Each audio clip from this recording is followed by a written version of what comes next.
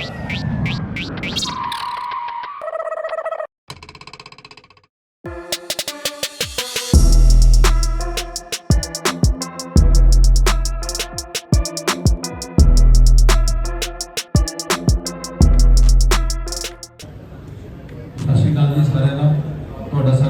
करते हैं।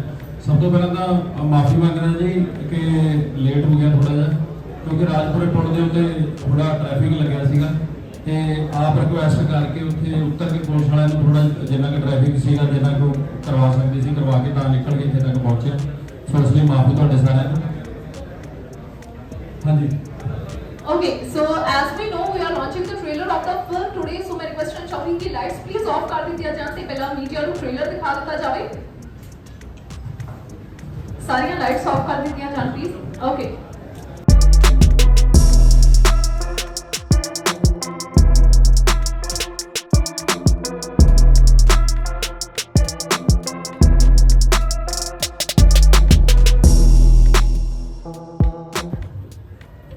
Okay, so this was the trailer of the film and already ਆਪਾਂ trailer social media ਤੇ ਵੇਖ ਚੁੱਕੇ ਹਾਂ ਤੇ ਫੈਨਸ ਨੂੰ ट्रेलर ਕਾਫੀ ਪਸੰਦ ਆ ਰਿਹਾ ਹੈ।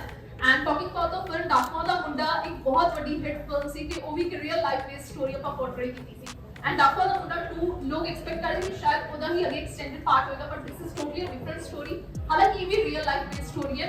ਤੇ मैं याद दिलाना चाहूंगी कि हाले कुछ दिन पहला ही ਸਾਡੇ सीएम साहब ने एक बयान दिता सी कि अगर जो लोग नशा छੱਡ के आम जिंदगी ਦੇ ਵਿੱਚ ਵਾਪਸ ਆਣਾ ਚਾਹੁੰਦੇ ਨੇ, ਮੇਨ ਸਟ੍ਰੀਮ ਵੱਲ ਵਾਪਸ ਆਣਾ ਚਾਹੁੰਦੇ ਨੇ, ਅਸੀਂ ਉਹਨਾਂ ਦੀ ਮਦਦ ਕਰਾਂਗੇ। ਤੇ ਕਿਤੇ ਨਾ ਕਿਤੇ ਸਿਨੇਮਾ ਵੱਲੋਂ ਵੀ ਕੋਸ਼ਿਸ਼ ਕੀਤੀ ਜਾ ਰਹੀ ਹੈ ਕਿ ਇਸ ਤਰ੍ਹਾਂ ਦੇ ਮੁੱਦੇ, ਇਸ ਤਰ੍ਹਾਂ ਦੀਆਂ ਫਿਲਮਾਂ, ਰੀਅਲ ਲਾਈਫ ਬੇਸਡ ਸਟੋਰੀਜ਼ ਲੋਕਾਂ ਦੇ ਮੂਹਰੇ ਲਿਆ ਕੇ ਰੱਖੀਆਂ ਜਾਣ ਤਾਂ ਕਿ ਉਹ ਇੱਕ ਐਗਜ਼ਾਮਪਲ ਦੇਖ ਸਕਣ ਕਿ ਕਿਸ ਤਰ੍ਹਾਂ ਵਾਕਈ ਹੀ ਇਹ ਸਿਰਫ ਗੱਲਾਂ ਨਹੀਂ ਹੁੰਦੀਆਂ। बहुत सारे ऐसे लोग हैं जिन्होंने इसको सच साबित करके दिखाया। And a big round of applause for the team कि उन्होंने इस तरह का सब्जेक्ट चुनिया। सो सब तो पहले मैं देव करोड़ जी तो पूछना चाहूंगी कि डाकुआं दा मुंडा दी सक्सेस तो बाद इस फिल्म ਨੂੰ ਚੂਜ਼ ਕਰਨਾ सिर्फ यही रीजन सी कि ਤੁਸੀਂ ਇਸ ਪਾਰਟ ਨੂੰ ਅੱਗੇ ਕੰਟੀਨਿਊ ਕਰਨਾ ਚਾਹते ਸੀ ਜਾਂ ਫਿਰ ਇਸ ਫਿਲਮ ਨੂੰ ਸਾਈਨ ਕਰਨ ਤੋਂ ਪਹਿਲਾਂ ਕਿਹੜੇ ਮੇਨ ਰੀਜ਼ਨ ਸੀ ਜੋ ਤੁਸੀਂ ਕੰਸੀਡਰ ਕੀਤੇ? ਦੇਖੋ ਜੀ, ਇੱਕ ਤਾਂ ਇਹ ਵੀ ਸੀਗਾ ਸਾਡੇ ਪ੍ਰੋਡਿਊਸਰਸ ਦੇ ਜਹਨ ਦੇ ਵਿੱਚ ਕਿ ਡਾਕੂਆਂ ਦਾ ਮੁੰਡਾ ਦਾ ਟਾਈਟਲ ਉਹ ਆਪਣੇ ਆਪ 'ਚ ਇੱਕ ਬ੍ਰਾਂਡ ਹੈਗਾ, ਕਿਉਂਕਿ ਜਦੋਂ ਸਾਡੇ ਪਾਰਟ 1 ਆਇਆ ਸੀ ਤਾਂ ਬਲੌਕਬਸਟਰ ਫਿਲਮ ਬਣੀ ਸੀ। ਜਦੋਂ ਕਿ ਇਹੋ ਜਿਹਾ ਸਬਜੈਕਟ ਚੱਕਣਾ ਪੰਜਾਬੀ ਸਿਨੇਮੇ ਦੇ ਵਿੱਚ ਕੋਈ ਨਹੀਂ ਸੀ ਹੱਥ ਪਾਉਂਦਾ। ਖਾਸ ਤੌਰ ਤੇ ਸਾਰੇ ਇਹ ਕਹਿੰਦੇ ਹੁੰਦੇ ਸੀ ਕਿ ਨਸ਼ਿਆਂ ਦੇ ਉੱਤੇ ਕਦੇ ਕੋਈ ਫਿਲਮ ਨਹੀਂ ਚੱਲਦੀ। ਸੋ ਇਹ ਪਹਿਲੀ ਫਿਲਮ ਸੀਗੀ ਮੇਰੇ ਖਿਆਲ ਦੇ ਵਿੱਚ ਜਿਹੜੀ ਬਲੌਕਬਸਟਰ ਹੋਈ ਤੇ ਇੱਕ ਅਲੱਗ ਤਰ੍ਹਾਂ ਦਾ ਸਿਨੇਮਾ ਪੰਜਾਬੀ 'ਚ ਕਹਿਣ ਦੀ ਹਿੰਮਤ ਕੀਤੀ ਹੈ। ਸੋ ਬਹੁਤ ਸਾਰੇ ਥੀਏਟਰ ਦੇ ਆਰਟਿਸਟ ਇਸ ਫਿਲਮ ਰਾਹੀਂ ਪੰਜਾਬੀ ਸਿਨੇਮੇ ਨੂੰ ਮਿਲੇ ਤੇ ਇਹਦੇ ਪਿੱਛੋਂ ਮੋਟਿਵ ਇਹੀ ਸੀਗਾ, ਸਾਡੇ ਪ੍ਰੋਡਿਊਸਰ ਨੇ ਸੋਚਿਆ ਕਿ ਕਿਉਂ ਨਾ ਆਪਾਂ ਡਾਕੂਆਂ ਦਾ ਮੁੰਡਾ ਜਿਹੜਾ ਟਾਈਟਲ ਹੈ ਉਹਦੇ ਥੱਲੇ ਕੋਈ ਨਾ ਕੋਈ ਹਰ ਵਾਰ ਇੱਕ ਇਦਾਂ ਦਾ ਸਬਜੈਕਟ ਲੈ ਕੇ ਆਈਏ ਜਿਹੜਾ ਕਿ ਸਮਾਜ ਨੂੰ ਕੋਈ ਨਾ ਕੋਈ ਮੈਸੇਜ ਦਿੰਦਾ ਹੋਵੇ, ਸਮਾਜ ਦੀ ਕਿਸੇ ਨਾ ਕਿਸੇ ਬੁਰਾਈ ਦੇ ਉੱਤੇ ਉਹ ਕਟਾਸਟ ਕਰਦਾ ਹੋਵੇ। ਸੋ ਉਸੇ ਲੜੀ ਦੇ ਵਿੱਚ ਅਸੀਂ ਇਹ ਫਿਲਮ ਬਣਾਈ ਤਾਂ ਫਿਰ ਸਾਨੂੰ ਆਹ ਕਿਤਾਬ ਮੰਗਾ ਸੀ ਗੰਡਾਲ ਦੇ ਜੀਵਨੀ ਸ਼ਰਾਰਤੀ ਤੱਤ, ਸੋ ਜਿਹੜੀ ਇਹਨਾਂ ਨੇ ਆਪਣੀ ਆਟੋਬਾਇਓਗ੍ਰਾਫੀ ਲਿਖੀ। ਮਿੰਟੂ ਗਾਂਧੀ ਨੇ ਇਹ ਕਿਤਾਬ ਬਾਰੇ ਦੱਸਿਆ ਸਾਡੇ ਪ੍ਰੋਡਿਊਸਰਸ ਨੂੰ ਕਿ ਇਦਾਂ ਕਰਕੇ ਇੱਕ ਮੁੰਡੇ ਨੇ ਕਿਤਾਬ ਲਿਖੀ ਆ, ਉਹ ਕਿਤਾਬ ਬਹੁਤ ਐਪਰੀਸ਼ੀਏਟ ਹੋ ਰਹੀ ਹੈ। ਸੋ ਫਿਰ ਜਦੋਂ ਅਸੀਂ ਕਿਤਾਬ ਪੜ੍ਹੀ ਤਾਂ ਸਾਨੂੰ ਲੱਗਿਆ ਕਿ ਹਾਂ ਇਹ ਬਹੁਤ ਖੂਬਸੂਰਤ ਫਿਲਮ ਬਣਦੀ ਹੈ। ਔਰ ਇਹਦੀ ਖਾਸੀਅਤ ਇਹ ਹੈ ਕਿ ਜਿਹੜੀ ਅਸੀਂ ਪਿਛਲੀ ਫਿਲਮ ਕੀਤੀ ਸੀਗੀ ਡਾਕੂਆਂ ਦਾ ਮੁੰਡਾ 1, ਉਹਦੇ ਨਾਲੋਂ ਟੋਟਲੀ ਡਿਫਰੈਂਟ ਸਟੋਰੀ ਹੈ ਇਹਨਾਂ ਦੀ। ਸੋ ਹਰ ਇਨਸਾਨ ਦੀ ਸਟੋਰੀ ਵੱਖਰੀ ਵੱਖਰੀ ਹੁੰਦੀ ਹੈ। ਸੋ ਸਾਨੂੰ ਲੱਗਿਆ ਵੀ ਕਿ ਇਹਦੇ ਵਿੱਚ ਨਵਾਂਪਣ ਵੀ ਹੈਗਾ ਫਿਲਮ ਦੇ ਵਿੱਚ, ਪਰ ਇੱਕ ਬਹੁਤ ਵੱਡਾ ਮੈਸੇਜ ਕਨਵੇ ਕਰਦੀ ਹੈ ਪੂਰੇ ਸਾਡੇ ਸਮਾਜ ਨੂੰ, ਸਾਡੇ ਯੂਥ ਨੂੰ ਇੱਕ ਬਹੁਤ ਚੰਗਾ ਮੈਸੇਜ ਦਿੰਦੀ ਹੈ ਫਿਲਮ। ਜਿਵੇਂ ਕਿ ਸ਼ੁਰੂਆਤ ਦੇ ਵਿੱਚ ਹੀ ਹੈਗਾ ਕਿ ਜਦੋਂ ਪੈਰ ਗਲਤ ਰਸਤਿਆਂ ਤੇ ਤੁਰਦੇ ਨੇ ਤਾਂ ਅਸੀਸਾਂ ਵੀ ਬਦਦੁਆਵਾਂ ਬਣ ਜਾਂਦੀਆਂ ਨੇ। ਸੋ ਜਿਹੜਾ ਇਹ ਪਾਤਰ ਹੈ ਇਹ ਜਦੋਂ ਗਲਤ ਰਸਤਿਆਂ ਤੇ ਜਾਂਦਾ ਤਾਂ ਇਹਨੂੰ ਬਦਦੁਆਵਾਂ ਹੀ ਮਿਲਦੀਆਂ ਨੇ ਔਰ ਇਹ ਇਕੱਲਾ ਆਪ ਹੀ ਨਹੀਂ ਸਫ਼ਰ ਕਰਦਾ, ਨਾਲ ਨਾਲ ਇਹਦਾ ਪੂਰਾ ਪਰਿਵਾਰ ਸਫ਼ਰ ਕਰਦਾ। ਸੋ ਮੈਨੂੰ ਲੱਗਦਾ ਕਿ ਐਜ਼ ਐਨ ਐਕਟਰ ਮੇਰੇ ਲਈ ਵੀ ਇਹ ਇਸ ਲਈ ਚੈਲੰਜ ਸੀਗਾ ਕਿ ਮੈਨੂੰ ਲੱਗਦਾ ਸੀ ਕਿ ਜੇ ਮੈਂ ਇਸ ਕਰੈਕਟਰ ਨੂੰ ਕਰੂੰਗਾ ਕਿ ਪਿੱਛੇ ਮੰਗਾ ਬਾਈ ਜੀ ਦਾ ਮੈਂ ਮਿੱਟੂ ਬਾਈ ਜੀ ਦਾ ਸਾਰੀ ਕਰੈਕਟਰ ਪਲੇ ਕਰਕੇ ਆਇਆ ਤਾਂ ਮੇਰੇ ਲਈ ਐਜ਼ ਐਨ ਐਕਟਰ ਇੱਕ ਚੈਲੰਜ ਹੈ ਕਿ ਮੈਂ ਆਪਣੇ ਆਪ ਨੂੰ ਪੋਲਿਸ਼ ਕਰ ਸਕਦਾ, ਮੈਂ ਡਿਫਰੈਂਟ ਤਰੀਕੇ ਦਾ ਇੱਕ ਹੋਰ ਨਸ਼ਾੜੀ ਪਲੇ ਕਰਨਾ ਚਾਹੁੰਦਾ ਸੀਗਾ। ਸੋ ਇਸ ਕਰਕੇ ਮੈਨੂੰ ਮੇਰਾ ਇੰਟਰਸਟ ਇਸ ਫਿਲਮ ਦੇ ਵਿੱਚ ਸੀ ਕਿ ਮੈਂ ਕਰਨੀ ਹੈ। ਤੇ ਬਾਕੀ ਤੁਸੀਂ ਸਾਰਿਆਂ ਨੇ ਐਪਰੀਸ਼ੀਏਟ ਕੀਤਾ ਹੀ ਹੈ ਜੀ ਟ੍ਰੇਲਰ ਨੂੰ, ਇਹਦੇ ਗਾਣੇ ਵੀ ਐਪਰੀਸ਼ੀਏਟ ਹੋ ਰਹੇ ਨੇ। ਔਰ ਇਹ ਮੇਰਾ ਵਾਅਦਾ ਕਿ ਜਦੋਂ ਤੁਸੀਂ ਫਿਲਮ ਦੇਖ ਕੇ ਬਾਹਰ ਨਿਕਲੋਗੇ, ਟ੍ਰੇਲਰ ਦੇ ਵਿੱਚ ਕਈ ਵਾਰ ਸਾਨੂੰ ਕੁਝ ਸੀਨ ਇਦਾਂ ਦੇ ਪਾਉਣੇ ਪੈਂਦੇ ਆ ਕਿ ਸਾਨੂੰ ਆਪਣੀ ਆਡੀਅנס ਦਾ ਵੀ ਖਿਆਲ ਰੱਖਣਾ ਪੈਂਦਾ, ਪਰ ਜਦੋਂ ਤੁਸੀਂ ਫਿਲਮ ਦੇਖ ਕੇ ਬਾਹਰ ਨਿਕਲੋਗੇ ਤਾਂ ਮੇਰੇ ਖਿਆਲ 'ਚ ਤੁਸੀਂ ਦੁਆਵਾਂ ਦਿੰਦੇ ਹੀ ਬਾਹਰ ਨਿਕਲੋਗੇ ਵੇਖਣ ਨੂੰ ਇਹ ਫਿਲਮ ਦੇਖਣ ਤੋਂ ਬਾਅਦ। ਜੀ ਤੇ जगजीत खैर मैम भी इस फिल्म ਦੇ ਵਿੱਚ ਇੱਕ ਬਹੁਤ ਹੀ ਅੱਛਾ ਕੈਰੈਕਟਰ ਜਿਹੜਾ ਪਲੇ ਕੀਤਾ। ਨਾਰਮਲੀ ਅਗਰ ਆਪਾਂ ਫਿਲਮ ਦੇ ਟ੍ਰੇਲਰ ਦੀ ਗੱਲ ਕਰੀਏ ਨਾ ਤਾਂ ਸਟਾਰਟਿੰਗ ਦੇ ਵਿੱਚ ਕਿਤੇ ਨਾ ਕਿਤੇ ਫਿਲਮ ਦਾ ਟ੍ਰੇਲਰ ਨਾ ਬਾਲੀਵੁੱਡ ਦੀ ਹਿੱਟ ਫਿਲਮ ਕਬੀਰ ਸਿੰਘ ਦੀ ਯਾਦ ਦਿਲਾਉਂਦਾ ਹੈ ਕਿ ਕਿਸ ਤਰ੍ਹਾਂ ਉਹਨਾਂ ਦੀ ਇੱਕ ਇੰਟੈਂਸ ਲਵ ਸਟੋਰੀ ਸੀ ਕਿ ਉਹ ਕਿਸੇ ਹੋਰ ਦੀ ਨਿਊ ਨੂੰ ਹੋਣ ਦੇਣਾ ਚਾਹੁੰਦਾ ਸੀ। ਤਾਂ ਇੱਕ ਕਹਾਣੀ ਕਿਤੇ ਨਾ ਕਿਤੇ ਰਿਲੇਟੇਬਲ ਲੱਗਦੀ, ਲੇਕਿਨ ਪੰਜਾਬ ਦਾ ਜੋ ਨਸ਼ਿਆਂ ਦਾ ਮੁੱਦਾ ਉਹ ਕਿਸੇ ਵੀ ਲਵ ਸਟੋਰੀ ਨਾਲੋਂ ਵੱਡਾ ਹੈ ਤਾਂ ਉਹ ਇਸ ਫਿਲਮ ਨੂੰ ਓਵਰਸ਼ੈਡੋ ਕਰ ਦਿੰਦਾ ਹੈ। ਪਰ ਜਿਹੜਾ ਇਸ ਫਿਲਮ ਦੇ ਵਿੱਚ ਕੁੜੀ ਦਾ ਕਿਰਦਾਰ ਉਹ ਸਿਰਫ ਇੱਕ ਆਈ ਕੈਂਡੀ ਦੇ ਤੌਰ ਤੇ ਨਹੀਂ ਹੈ, ਦਿਖਾਉਂਦਾ ਕਿ ਕਿਸ ਤਰ੍ਹਾਂ ਇੱਕ ਕੁੜੀ ਵਾਕਈ ਹੀ ਕਿਸੇ ਦੀ ਜ਼ਿੰਦਗੀ ਜਿਹੜੀ ਉਹ ਬਦਲ ਸਕਦੀ ਹੈ। ਸੋ ਇਸ ਲਾਈਕ ਦਾ ਜਿਹੜਾ ਰੀਅਲ ਲਾਈਫ ਕੈਰੈਕਟਰ ਹੈ ਮੰਗਲ ਜੀ ਦੀ ਜਿਹੜੀ ਰੀਅਲ ਵਾਈਫ ਹੈ, ਤੁਸੀਂ ਉਹਨਾਂ ਨੂੰ ਮਿਲੇ, ਉਹਨਾਂ ਦੇ ਨਾਲ ਮੁਲਾਕਾਤ ਕੀਤੀ ਜਾਂ ਕਿਸ ਤਰ੍ਹਾਂ ਤੁਸੀਂ ਆਪਣੇ ਇਸ ਕਿਰਦਾਰ ਦੀ ਤਿਆਰੀ ਕੀਤੀ? जी बिल्कुल, सब तो पहला तो सारे सत श्री अकाल। मैं बहुत ब्लैसड फील कर रही कि मैं इस इन्ने सोहने सुनेहे का हिस्सा बनी। मैं हमेशा चाहती सी कि ड्रग एडिक्ट्स वास्ते जेडे नशे के पीड़ित ने उन्होंने मैं कुछ करा, कोई अवेयरनेस फैलावा ताकि वो इन्होंने रस्तियों से ना चलन। बट मैं अपने आप को खुश नसीब समझती हूँ कि अपने आर्ट्स के क्राफ्ट के थ्रू इस माध्यम के राय ये सुनेहा जोड़ा सी लैके आए हैं ये उन्होंने तक पहुँचेगा और बहुत सारिया जिंदगियां बदलनिया या गलत रस्तियां के चलन तो पहला वो एक बार अगर फिल्म देख लें तो उन्होंने एहसास होगा कि की कॉन्सिक्वेंसिस होंदियां ने। सो अगर एक भी लाइफ बदलती है तो असी समझांगे कि असी अपने मकसद के मुकम्मल होए हैं। बाकी जिदा तुसी अमृत जी की गल की जी कि मैं उन्होंने वाइफ का रोल प्ले कर रही हाँ, मैं उन्होंने मिली हाँ, मैं उन्होंने सलूट करती हाँ कि उन्होंने एक जिंदगी बचाई है अमृत ने। सेम ही नाम है फिल्म के मेरा भी अमृत, तो रियल लाइफ भी उन्होंने अमृत ही है। सो बहुत ही प्यारी सोल ने, सच्ची मुहब्बत इनू कहते हैं। मैं उन्होंने पूछा सी, मैं कहा कि तुसी कभी ये सोचा नहीं कि मैं छड़ देवां, इन्ने साल तुसी जूझते रहे हो अपने हसबैंड नाल कि नशे नहीं छड़दा, झूठ बोलदे आ, बहुत सारिया चीज़ां होंदियां ने, बट तुसी कभी फ्रस्ट्रेट नहीं होए, कहते नहीं मैनूं गुरबाणी ते पूरा यकीन सी कि एक ना एक दिन ठीक हो जाएंगे, पॉजिटिविटी सी। सो मैं अपने आप को खुश नसीब समझदी कि इस कैरेक्टर जो मैं निभा रही सी, असी तो स्क्रीन पे जो निभाने तो करके उत्थे छड़ दिंदे आ, बट ये तो सारे साल इन्होंने संघर्ष किया और ये नहीं सी पता कि इसका रिजल्ट वाकई ही पॉजिटिव होगा कि नहीं, बट एक उम्मीद सी, एक गुरबाणी ते विश्वास से कि नहीं ये ठीक हो जाएंगे। सो फाइनली वो ठीक हो गया और अज वो उन्होंने फिल्म बनी है।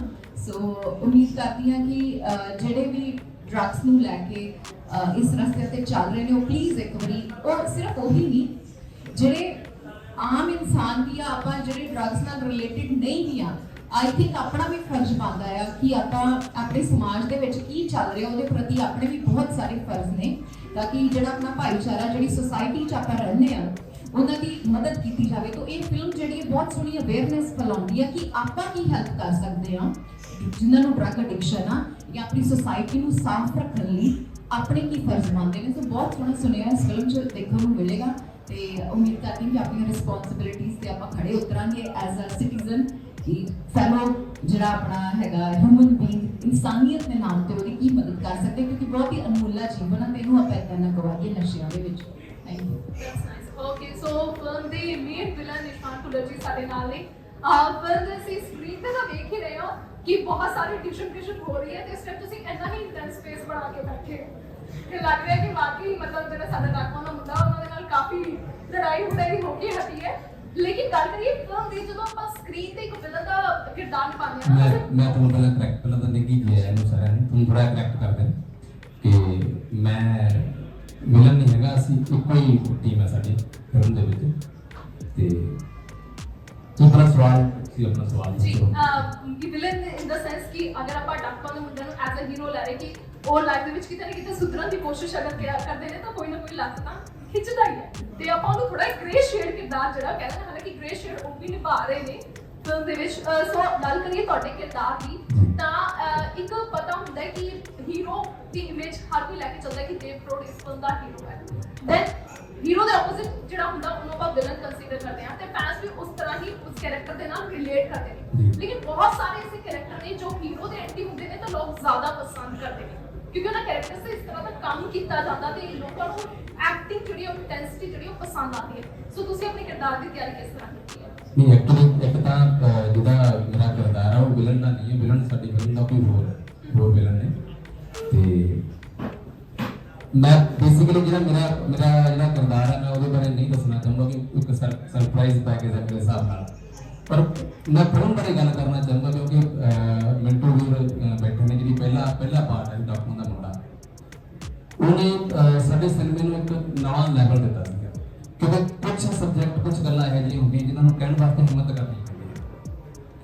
ਫਿਰ ਜਦੋਂ ਡਾਕੂ ਦਾ ਮੁੰਡਾ ਬੁੱਕ ਬਾਰੇ ਇੰਨਾ ਸੁਣਿਆ ਸੀ, ਪਰ ਉਹਨੂੰ ਜਦੋਂ ਜਦੋਂ ਲਿਟਰੇਚਰ ਸਿਨੇਮੇ ਦੇ ਰਾਹੀਂ ਲੋਕਾਂ ਤੱਕ ਪਹੁੰਚਦਾ ਹੈ ਔਰ ਜਦੋਂ ਆਡੀਅנס ਨੂੰ ਐਕਸੈਪਟ ਕਰਦੀ ਹੈ, ਉਸ ਤੋਂ ਮਤਲਬ ਅਸੀਂ ਕਹਿੰਦੇ ਕਿ ਸਾਡੀ ਆਡੀਅנס ਚੰਗੀਆਂ ਚੀਜ਼ਾਂ ਨੂੰ ਹੰਗਾਰਾ ਨਹੀਂ ਭਰਦੀ, ਪਰ ਚੰਗੀਆਂ ਚੀਜ਼ਾਂ ਨੂੰ ਚੰਗੇ ਤਰੀਕੇ ਨਾਲ ਬਣਾਉਣਾ ਪੈਂਦਾ।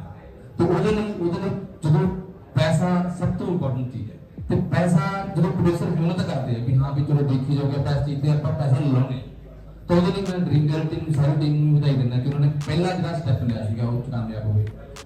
ਫਿਰ ਮੰਗਿਆ ਵੀ ਉਹਨਾਂ ਦੀ ਜਿਹੜੀ ਜਦੋਂ ਮੈਂ ਫਿਲਮ ਕਰ ਰਿਹਾ ਸੀ, ਜਦੋਂ ਮੈਂ ਸਕ੍ਰਿਪਟ ਪੜ੍ਹੀ ਪੂਰੀ, ਤੇ ਮੈਂ ਉਹਨਾਂ ਚੀਜ਼ਾਂ ਨੂੰ ਜਦੋਂ ਜਾਣਿਆ, ਉਹਨਾਂ ਦੀ ਜ਼ਿੰਦਗੀ ਨੂੰ ਸਮਝਿਆ, ਇੱਕ ਕਿਉਂਕਿ ਮੇਰੇ ਵੀ ਕੁਝ ਦੋਸਤ ਜਿਹੜੇ ਇਸ ਨਸ਼ਿਆਂ ਦੀ ਜ਼ਿੰਦਗੀ ਚੋਂ ਨਿਕਲ ਚੁੱਕੇ ਪਰ ਕਿਵੇਂ ਬਹੁਤ ਇੰਟੈਲੀਜੈਂਟ ਲੋਕ ਨੇ ਸਾਰੇ ਦੇ ਸਾਰੇ, ਮਤਲਬ ਕੋਈ ਇਹ ਨਹੀਂ ਕਿ ਕਿਉਂਕਿ ਤੁਸੀਂ ਦੇਖੋ ਵੀਰ ਨੇ ਬੁੱਕ ਲਿਖੀ, ਮਿੰਟੂ ਵੀਰ ਨੇ ਜਾਂ ਮੰਗੇ ਵੀਰ ਨੇ, ਤਾਂ ਉਹ ਇਹ ਕਿਤਾਬਾਂ ਹੀ ਲੋਕਾਂ 'ਚ ਇੰਨੀਆਂ ਪਪੂਲਰ ਹੋ ਗਈਆਂ ਸੀਗੀਆਂ, ਲੋਕਾਂ ਨੂੰ ਕਿੰਨੇ ਹਜ਼ਾਰਾਂ ਲੱਖਾਂ ਲੋਕਾਂ ਨੂੰ ਕਿਤਾਬਾਂ ਨੇ ਸੇਧ ਦਿੱਤੀ।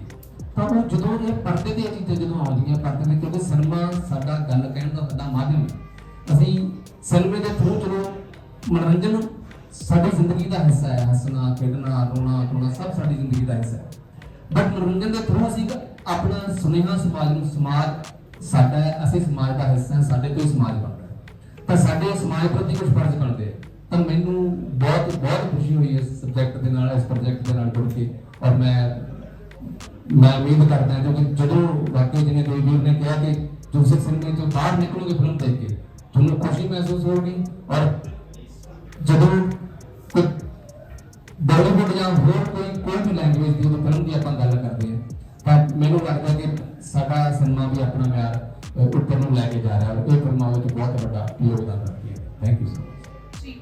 ਤੇ ਪ੍ਰੀਤਪਾਲ ਜੀ ਸਾਡੇ ਨਾਲ ਮੌਜੂਦ ਨੇ। ਆਪਾਂ ਜਦੋਂ ਕਿਸੇ ਵੀ ਫਿਲਮ ਦੇ ਸਬਜੈਕਟ ਦੀ ਗੱਲ ਕਰਦੇ ਹਾਂ ਤਾਂ ਹਰ ਫਿਲਮ ਦੀ ਸਕ੍ਰਿਪਟ ਦੇ ਵਿੱਚ ਵੱਖਰੇ ਕਿਰਦਾਰ ਹੁੰਦੇ, ਹਰ ਕਿਰਦਾਰ ਦਾ ਆਪਣਾ ਇੱਕ ਰੋਲ ਹੁੰਦਾ, ਆਪਣਾ ਇੱਕ ਕੰਮ ਹੁੰਦਾ ਹੈ, ਲੇਕਿਨ ਜੋ ਉਸ ਕਿਰਦਾਰ ਨੂੰ ਨਿਭਾ ਰਿਹਾ ਹੁੰਦਾ ਉਸ ਨੂੰ ਪਤਾ ਹੁੰਦਾ ਕਿ ਉਸਨੇ ਉਸ ਕਿਰਦਾਰ ਲਈ ਕਿੰਨੀ ਜਾਨ ਪਾਈ ਹੈ, ਉਸ ਦੇ ਲਈ ਕਿੰਨੀ ਤਿਆਰੀ ਕੀਤੀ ਹੈ, ਤੇ ਉਹ ਆਪਣੇ ਉਸ ਕਿਰਦਾਰ ਨੂੰ ਕਿਸ ਤਰ੍ਹਾਂ ਲੋਕਾਂ ਤੱਕ, ਕਈ ਵਾਰ ਬਹੁਤ ਛੋਟੇ ਕਿਰਦਾਰ ਜਾਂ ਬਹੁਤ ਵੱਡੇ ਕਿਰਦਾਰ ਨਾਲ ਲੋਕਾਂ ਦੇ ਦਿਲ ਦੇ ਵਿੱਚ ਵਸ ਜਾਂਦੇ ਨੇ। ਸੋ ਤੁਸੀਂ ਆਪਣੇ ਇਸ ਕਿਰਦਾਰ ਨੂੰ ਕਿਸ ਤਰ੍ਹਾਂ ਵੇਖਦੇ ਹੋ? ਮੈਂ ਜੀ ਇਸ ਕਿਰਦਾਰ ਨੂੰ ਸਿਰਫ ਇੱਕ ਕਿਰਦਾਰ ਵਜੋਂ ਵੇਖਿਆ। ਮੈਂ ਕਦੇ ਵੀ ਇਹ ਨਹੀਂ ਸੋਚਿਆ ਕਿ ਮੈਂ ਜੇ ਉਸ ਜਗ੍ਹਾ ਹੁੰਦਾ ਤਾਂ ਕੀ ਕਰਦਾ। ਮੇਰੇ ਲਈ ਲਰਨਿੰਗ ਇਹੀ ਸੀਗੀ ਕਿ ਸਿਰਫ ਉਸ ਕੈਰੈਕਟਰ ਨੂੰ ਸਮਝਣ ਦੀ ਕੋਸ਼ਿਸ਼ ਕਰਾਂ।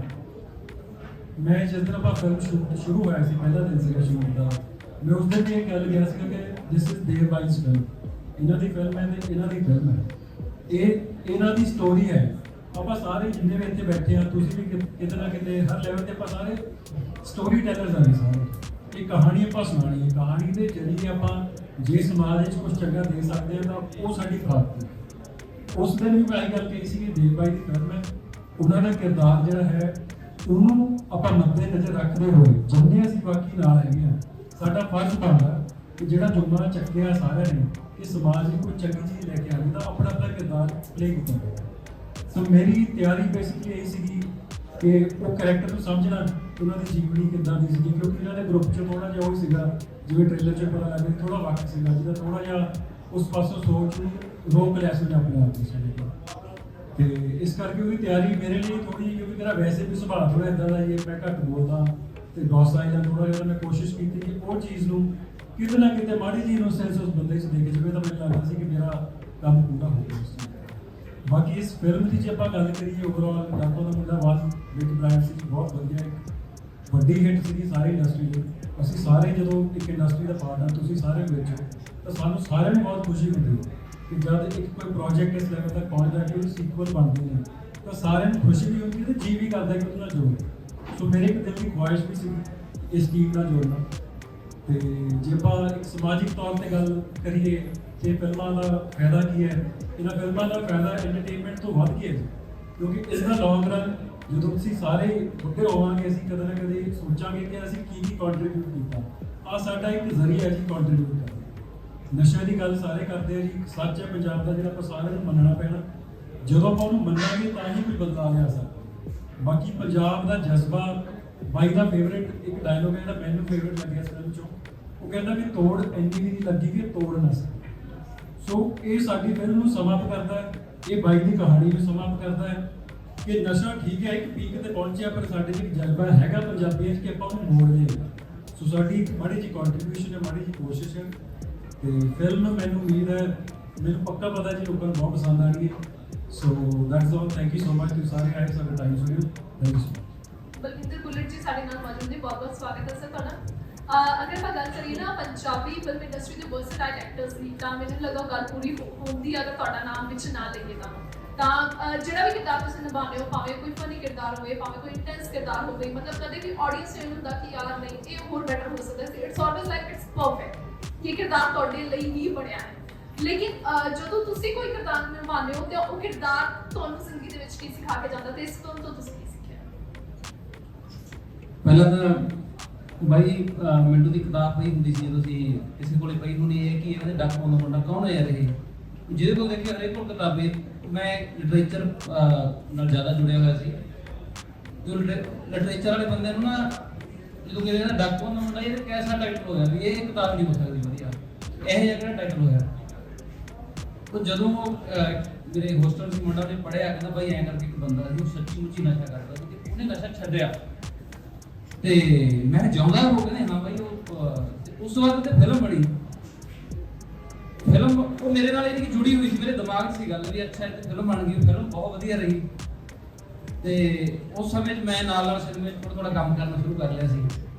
ਤੇ ਜਦੋਂ ਮੈਨੂੰ ਦੁਬਾਰਾ ਜਦੋਂ ਦੂਜੀ ਫਿਲਮ ਬਣੀ ਮੈਨੂੰ ਸੱਦਿਆ ਤੇ ਮੈਂ ਹੈਰਾਨ ਹੋਇਆ ਵੀ ਮੈਂ ਉਹ ਜਿਹੜੀ ਕਿਤਾਬ ਨੂੰ ਪਹਿਲੀ ਵਾਰੀ ਐਂ ਪਾਸੇ ਮਾਰੇ ਸੀ ਬੁਗਾ ਕੇ, ਅੱਛਾ ਕਿਹੜੀ ਫਿਲਮ ਕਿਤਾਬ ਹੈ ਯਾਰ, ਮੈਂ ਉਸ ਟਾਈਟਲ ਦਾ ਹਿੱਸਾ ਬਣ ਗਿਆ। ਤੇ ਦੂਜੀ ਗੱਲ ਹੁੰਦੀ ਹੈ ਕਿ ਕੋਈ ਚੀਜ਼ ਜਿਵੇਂ ਇਹਦੇ ਲਿਖਿਆ ਕਿਤਾਬ ਤੇ ਲਿਖਿਆ ਸਬੂਤ 9th ਐਡੀਸ਼ਨ। 9th ਐਡੀਸ਼ਨ ਦਾ ਮਤਲਬ ਇਹ ਹੈ ਕਿ ਪਹਿਲੀ ਵਾਰੀ ਛਪੀ, ਦੂਜੀ ਵਾਰੀ, ਤੀਜੀ ਵਾਰੀ, ਚੌਥੀ ਵਾਰੀ ਛਪੀ ਜਾ ਰਹੀ ਹੈ। ਕਾਰਨ ਕੀ ਹੈ? ਇਹਦੇ 'ਚ ਕੋਈ ਗੱਲ ਹੋਊਗੀ। ਜਦੋਂ ਹਵਾ 'ਚ ਗੱਲ ਕੀਤੀ ਜਾਂਦੀ ਹੈ ਤਾਂ ਲੋਕ ਕਹਿੰਦੇ ਯਾਰ ਠੀਕ ਹੈ, ਇਧਰੋਂ ਤੀਰ ਮਾਰਿਆ, ਹਵਾ ਜੁੜ ਗਿਆ, ਕਿਸੇ ਨੇ ਧਿਆਨ ਨਹੀਂ ਦਿੱਤਾ।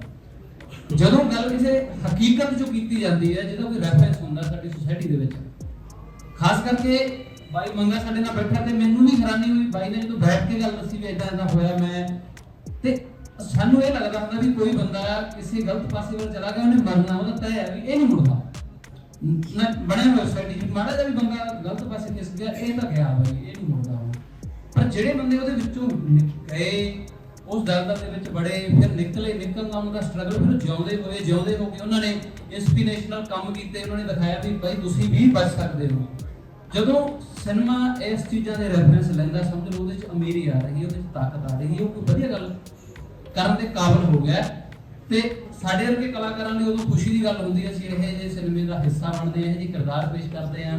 ਜਿਵੇਂ ਮੈਂ ਕਰੈਕਟਰ ਦੀ ਉਹਦਾ ਨਾਮ ਸੁੱਖੀ ਲੱਗਦਾ, ਮੈਂ ਬਾਈ ਨੂੰ ਪੁੱਛਿਆ ਮੈਂ ਬਾਈ ਹੈਗਾ ਉਹ, ਕਹਿੰਦੇ ਬਾਈ ਆਸਟ੍ਰੇਲੀਆ ਬੈਠਾ ਤੇ ਮਤਲਬ ਇਹੋ ਜਿਹੇ ਬੰਦੇ ਜਿਹੜੇ ਲੱਗਦਾ ਨਹੀਂ ਸੀ ਵੀ ਇਹ ਨਹੀਂ ਮੁੜਦੇ, ਪਰ ਉਹ ਮੁੜ ਆਏ। ਕਿੰਨੀ ਕਮਾਲ ਦੀ ਗੱਲ ਹੈ ਤੇ ਮੈਨੂੰ ਖੁਸ਼ੀ ਹੈ। ਤੇ ਜਿਹੜੀਆਂ ਕਿਤਾਬਾਂ, ਕਿਉਂਕਿ ਅੱਜ ਕੱਲ੍ਹ ਪੜ੍ਹਨ ਦਾ ਰਿਵਾਜ ਉਹਨਾਂ ਹੈ ਨਹੀਂ, ਇਹਦੇ ਬਾਵਜੂਦ ਵੀ ਕਿਤਾਬ 9th ਐਡੀਸ਼ਨ 'ਚ ਜਾ ਰਹੀ ਹੈ, ਡਾਕੂਆਂ ਦਾ ਮੁੰਡਾ ਇਹਦੀ ਕਿਤਾਬ ਹੈ, ਉਹ ਅੱਜ ਤੱਕ ਵੀ ਲੋਕ ਪੜ੍ਹ ਰਹੇ ਆ, ਵਿਕ ਰਹੀ ਹੈ, ਨਵੇਂ ਐਡੀਸ਼ਨ ਛਪ ਰਹੇ ਹੈ।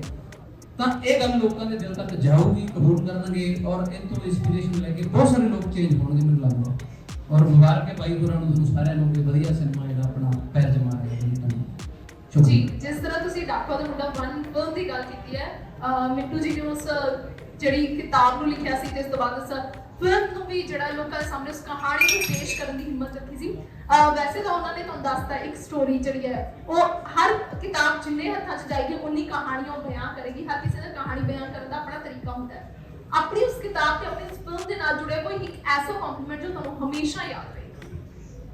ਪਹਿਲੀ ਗੱਲ ਇਹ ਹੈ ਕਿ ਜਦੋਂ ਸਾਰਾ ਕੁਝ ਚੱਲ ਰਿਹਾ ਸੀਗਾ ਨਾ, ਦੈਟਸ ਬੇਸਿਕਲੀ ਮੈਂ ਤੁਹਾਡੇ ਨਾਲ ਦਾ ਨਾ ਜਰਨਲਿਜ਼ਮ ਵਿੱਚ ਆਉਣਾ, ਤੇ ਮੈਂ ਇੱਕ ਚੀਜ਼ ਨੋਟ ਕੀਤੀ, ਤੁਸੀਂ ਨੋਟ ਕਰਕੇ ਜਾਇਓ, ਜ਼ਿੰਦਗੀ 'ਚ ਕੰਮ ਆਊਗੀ। ਕਿ ਇੱਕ ਸਮਾਂ ਸੀ ਜਦ ਅਸੀਂ ਪਹਿਲੀ ਦੀ ਕਰ ਰਹੇ ਸੀ ਪ੍ਰਮੋਸ਼ਨ, ਤਾਂ ਸਾਰੇ ਮੇਰੇ ਮਗਰ ਤੁਰੇ ਫਿਰਦੇ ਹੁੰਦੇ ਸੀ ਮਿੰਟੂ ਵਾਹ ਬਾਈਟ ਦੇ ਦੋ ਸਰ, ਬਾਈਟ ਦੇ ਦੋ। ਅੱਜ ਮੰਗਾ ਮੈਂ ਸੋਚ ਰਿਹਾ ਸੀ, ਮੇਰੇ ਜ਼ਿਹਨ 'ਚ ਇਹ ਚੱਲ ਰਿਹਾ ਸੀ ਕਿ ਕੋਈ ਵੀ ਸਮਾਂ ਸਥਿਰ ਨਹੀਂ ਹੈ, ਇਹ ਆ ਕੇ ਟੱਪ ਜਾਂਦਾ, ਕਦੇ ਗੁਮਾਨ ਨਾ ਕਰੋ। ਇਹ ਜ਼ਿੰਦਗੀ 'ਚ ਜੋ ਵੀ ਤੁਸੀਂ ਹਾਸਲ ਕਰਦੇ ਹੋ ਉਹ ਇੱਕ ਮਰਹਲਾ ਹੁੰਦਾ, ਉਹ ਜੀ ਕੇ ਦੇਖੋ।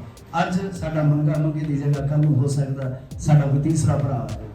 ਸੋ ਮੈਂ ਇਹ ਚੀਜ਼ ਸੋਚ ਰਿਹਾ ਸੀ, ਮੇਰੇ ਜ਼ਿਹਨ 'ਚ ਉਹ ਚੱਲ ਰਹੀ ਸੀ ਹਲਚਲ ਕਿ ਦੇਖੋ ਸਮਾਂ ਹੁੰਦਾ ਹੈ, ਕੋਈ ਸਮਾਂ ਹੁੰਦਾ ਕਿ ਤੁਸੀਂ ਬਹੁਤ ਜ਼ਿਆਦਾ ਹਾਈਲਾਈਟ ਹੁੰਦੇ ਹੋ, ਬਹੁਤ ਜ਼ਿਆਦਾ ਲੋਕ ਤੁਹਾਨੂੰ ਪਸੰਦ ਕਰਦੇ ਆ, ਪਰ ਉਹ ਸਮਾਂ ਬੀਤ ਜਾਂਦਾ। ਜਿਵੇਂ ਉਹ ਅਕਬਰ ਨੂੰ ਬੀਰਬਲ ਨੇ ਕਿਹਾ ਸੀ ਨਾ, ਜਵਾਬ ਦਿੱਤਾ ਸੀਗਾ, ਉਹ ਕਹਿੰਦਾ ਸੀਗਾ ਕਿ ਐਸੀ ਚੀਜ਼ ਲਿਖ ਦੇ, ਉਦਾਸ ਹੋਵਾਂ ਤੇ ਖੁਸ਼ ਹੋ ਜਾਵਾਂ, ਜੇ ਖੁਸ਼ ਹੋਵਾਂ ਤੇ ਜਾਉ ਤਾਂ ਉਦਾਸ ਹੋ ਜਾਵਾਂ, ਨੇ ਕਿ ਇਹ ਵੀ ਗੁਜ਼ਰ ਜਾਏਗਾ। ਸੋ ਵੱਡੀ ਗੱਲ ਇਹ ਹੈ ਕਿ ਇਹ ਸਮੇਂ ਜਿਹੜੇ ਆਉਂਦੇ ਜਾਂਦੇ ਰਹਿੰਦੇ, ਪਰ ਇਸ ਸਮੇਂ ਨੇ ਸਾਡੇ ਵਾਸਤੇ ਦੇਖੋ ਗੱਲ ਕੀ ਹੈ ਕਿ ਮੇਰਾ ਤੇ ਮੰਗੇ ਦਾ ਜੀਵਨ ਬੜਾ ਸਿਮਿਲਰ ਹੀ ਹੈ। ਅੱਛਾ, ਸਾਡੇ ਦੇ ਵਿੱਚ ਜੇ ਆਪਾਂ ਕਹੀਏ ਸਾਡੇ ਜੀਵਨ ਦੇ ਵਿੱਚ ਸਭ ਤੋਂ ਵੱਡੀ ਪ੍ਰਾਪਤੀ ਇਹ ਹੈ ਕਿ ਯਾਰ ਅਸੀਂ ਕੁਝ ਵੀ ਨਹੀਂ ਸੀ, ਅਸੀਂ ਸਿਨੇਮੇ ਤੱਕ ਨੂੰ ਦੇ ਦਿੱਤਾ ਕਿ ਕੁਝ ਦੇ ਦਿੱਤਾ ਸੀ। ਤਾਂ ਮੇਰੇ ਖਿਆਲ ਦੇ ਨਾਲ ਸਮਾਜ ਤੁਹਾਨੂੰ ਜਦੋਂ ਤੁਸੀਂ ਜੰਮਦੇ ਹੋ, ਜੰਮਣ ਤੋਂ ਲੈ ਕੇ ਮਰਨ ਤੱਕ ਬਹੁਤ ਕੁਝ ਦਿੰਦਾ ਸਮਾਜ, ਤੁਹਾਨੂੰ ਸਿੱਖਿਆ ਦਿੰਦਾ, ਤੁਹਾਨੂੰ ਬੋਲੀ ਦਿੰਦਾ, ਤੁਹਾਨੂੰ ਸੰਸਕਾਰ ਦਿੰਦਾ, ਬਹੁਤ ਕੁਝ ਦਿੰਦਾ। ਪਰ ਲੁਕਾਈ ਦੀ ਇੱਕ ਡਿਊਟੀ ਲੱਗੀ ਹੋਈ ਹੈ ਇਨਸਾਨ ਦੀ ਕਿ ਉਹ ਕੀ ਦੇ ਕੇ ਜਾ ਰਿਹਾ, ਟੇਕ ਬੈਕ ਨਹੀਂ ਹੈ। ਤਾਂ ਮੇਰੇ ਖਿਆਲ ਦੇ ਨਾਲ ਇੱਕ ਨਸ਼ੈੜੀ ਵਾਸਤੇ ਜਾਂ ਕਹਿ ਲਓ ਕਿ ਕਿਸੇ ਰਗੀ ਵਾਸਤੇ ਇਹ ਤੋਂ ਵੱਡਾ ਮੁਕੱਦਸ ਮੁਕਾਮ ਕੋਈ ਨਹੀਂ ਹੋਏਗਾ, ਇਹ ਤੋਂ ਵੱਡਾ ਮੁਕਾਮ ਨਹੀਂ ਹੋਏਗਾ ਕਿ ਉਹ ਕੁਝ ਦੇ ਕੇ ਜਾ ਰਿਹਾ, ਕਿਸੇ ਨੂੰ ਰੁਜ਼ਗਾਰ ਦੇ ਕੇ ਜਾ ਰਿਹਾ, ਕਿਸੇ ਨੂੰ ਕੋਈ ਮੈਸੇਜ ਦੇ ਕੇ ਜਾ ਰਿਹਾ। ਤਾਂ ਇਹਦੇ ਵਾਸਤੇ ਠੀਕ ਹੈ ਕਿ ਜ਼ਿੰਦਗੀ 'ਚ ਮੈਂ ਨਹੀਂ ਕਹਿੰਦਾ ਕਿ ਡਰਗੀ ਬਣ ਕੇ ਕਾਮਯਾਬ ਹੋ, ਮੈਂ ਤਾਂ ਕਹਿੰਦਾ ਕਿ ਟਾਈਮ ਇੰਨਾ ਜ਼ਿਆਦਾ ਵੈਲਿਊਬਲ ਹੈ ਨਾ ਕਿ ਸਾਡੇ ਜੇ ਮੇਰੇ 20 ਸਾਲ ਵੇਸਟ ਹੋਏ ਮੰਗੇ ਦਾ ਮੈਨੂੰ ਐਗਜ਼ੈਕਟ ਪਤਾ ਨਹੀਂ ਕਿੰਨਾ ਉਹਦਾ ਟਾਈਮ ਪੀਰੀਅਡ ਰਿਹਾ, ਮੰਗਾ ਦੱਸ ਦੇਗਾ।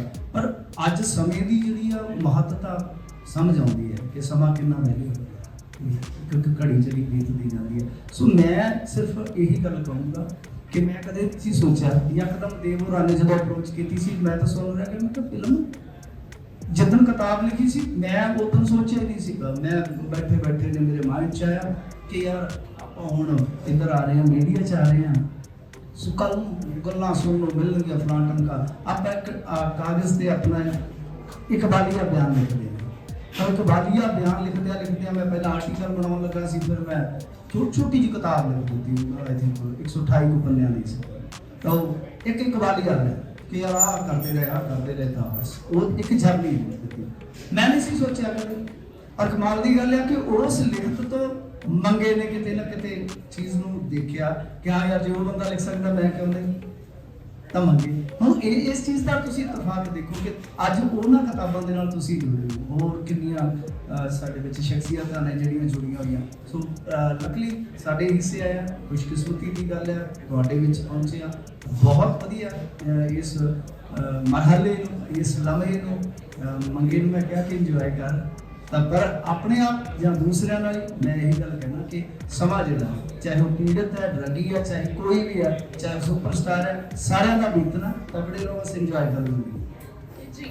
ਤੇ ਮੰਗਾ ਸਿੰਘ ਅਟਾਲ ਜੀ ਸਾਡੇ ਨਾਲ ਮੌਜੂਦ ਨੇ, ਜਿਨ੍ਹਾਂ ਦੀ ਕਹਾਣੀ ਨੂੰ ਪਰਦੇ ਤੇ ਬਿਆਨ ਅਸੀਂ ਕਰਨ ਵਾਲੇ ਹਾਂ। ਤੁਸੀਂ ਆਲਰੇਡੀ ਆਪਣੀ ਇਸ ਕਿਤਾਬ ਦਾ, ਆਪਣੀ ਇਸ ਕਹਾਣੀ ਦਾ 9th ਐਡੀਸ਼ਨ ਰਿਲੀਜ਼ ਕਰ ਚੁੱਕੇ ਹੋ, ਹੁਣ ਇੱਕ ਪੂਰੀ ਫੁੱਲ ਫਲੈਜ ਫਿਲਮ ਰਿਲੀਜ਼ ਹੋ ਰਹੀ ਹੈ। ਬੜਾ ਔਖਾ ਹੁੰਦਾ ਹੈ ਲੋਕਾਂ ਸਾਹਮਣੇ ਆਪਣੇ ਸਾਰੇ ਸੀਕ੍ਰੇਟਸ ਰਿਵੀਲ ਕਰਨਾ।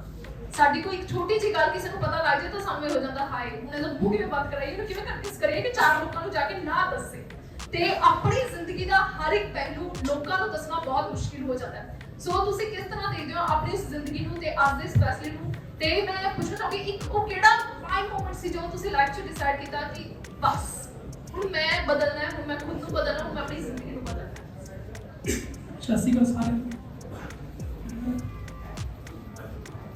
ਅਡਿਕਟ ਬੰਦਾ, ਉਹਦੇ ਲਈ ਇੱਕ ਸਮਾਂ ਨਹੀਂ ਆਉਂਦਾ, ਉਹ ਬਲੈਸ ਜਾਂ ਉਹ ਕਿਰਪਾ ਮਤਲਬ ਕਦੋਂ ਹੁੰਦੀ ਹੈ ਉਹ ਪਤਾ ਨਹੀਂ, ਪਰ ਛੱਡਦਾ ਉਹ ਰੋਜ਼ ਹੈ। ਮੈਂ ਰੋਜ਼ ਛੱਡਦਾ ਸੀ, ਐ ਨਹੀਂ ਹੁੰਦਾ ਕਿ ਮੈਂ ਹੁਣ ਤੱਕ ਕਰਦਾ ਰਹਾ ਤੇ ਇੱਕ ਦਿਨ ਮਤਲਬ ਵੀ ਮੈਂ ਅੱਜ ਤੋਂ ਛੱਡ ਦੇਣਾ, ਐਂ ਹੱਥ 'ਚ ਨਹੀਂ ਹੁੰਦਾ।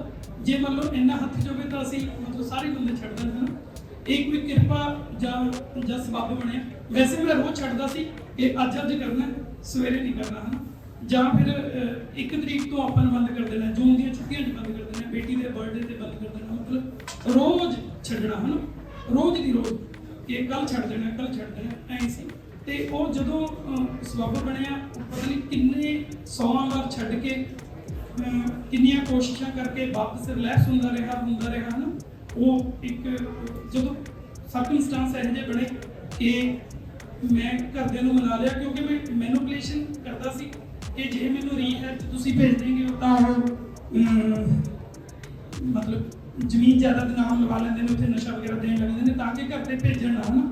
ਤੇ ਇਹੀ ਮੇਰੇ ਲਈ ਉਹ ਅੜਚਨ ਸੀ ਜਿਹੜਾ ਮੇਰੀ ਮੈਨੂਪੂਲੇਸ਼ਨ ਸੀ ਘਰਦਿਆਂ ਨੇ ਕਰੀ ਹੋਈ, ਕਿ ਮੇਰੇ ਤੋਂ ਤੋੜ ਨਹੀਂ ਸੀ ਕੱਟ ਹੁੰਦੀ, ਜਦੋਂ ਕੱਟਦਾ ਸੀ ਤਾਂ ਵਾਪਸ ਚਲੇ ਜਾਂਦਾ ਸੀ ਨਾ, ਬੈਕਅਪ ਰੱਖ ਲੈਂਦਾ ਸੀ।